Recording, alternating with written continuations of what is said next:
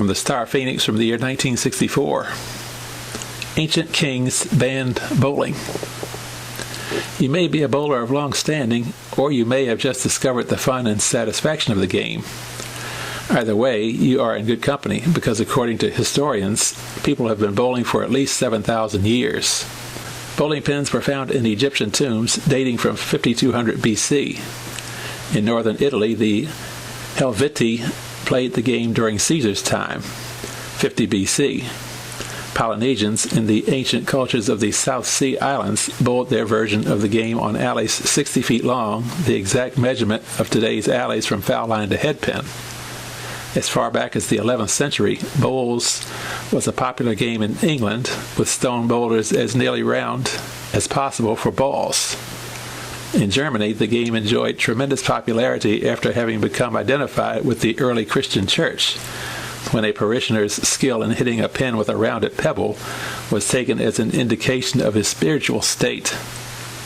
In England, the people's enthusiasm for bowling was so great during the 11th century that Henry VIII passed a law forbidding bowling as a game alike dishonorable, useless, and unprofitable.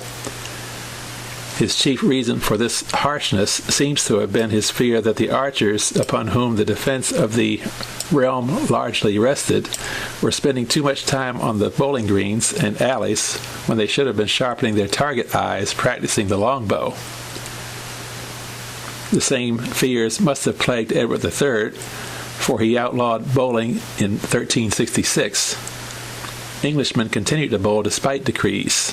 Richard II in 1388 and Edward IV in 1477 passed acts to force yeomen to forsake bowling for longbows. These laws referred to houses where the game was played as well as to gardens. The only monarch not determined to stamp out the game was Henry V, perhaps because he was a frequenter of London bowling alleys himself. Henry V was ahead of his time.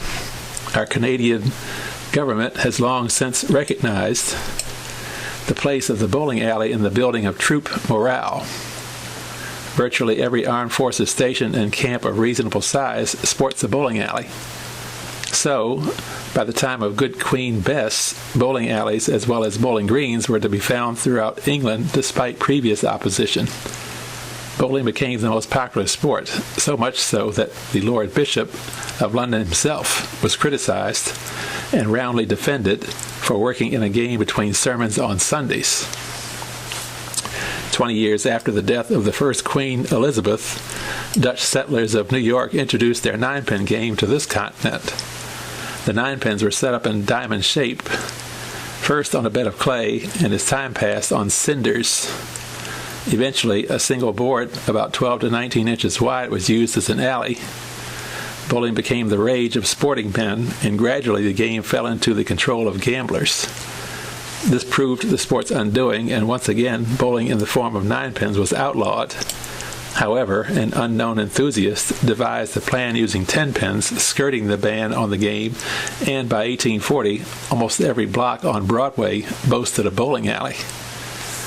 Probably the greatest boon to bowling occurred when reports on the pastime were moved out of the newspaper's crime columns onto the sports pages.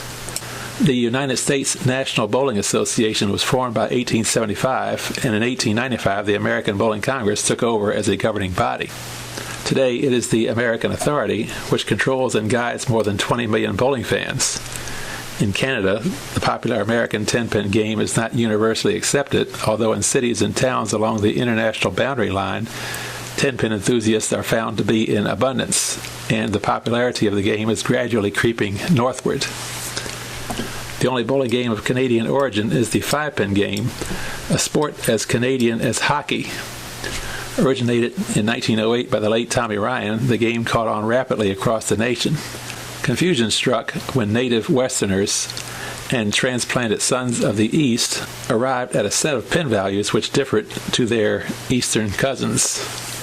Therefore, in the spring of 1953 at Regina, the National Bowling Council convened, and representatives of the 4 western provinces and of eastern Canada set up, among other things, the rule of uniform scoring which is in existence today. In 1910, while Torontonian Ryan and his associates were launching Canada's 5-pin game, a Pittsburgh bowler arrived at his favorite alley with a set of rubber banded duck pins.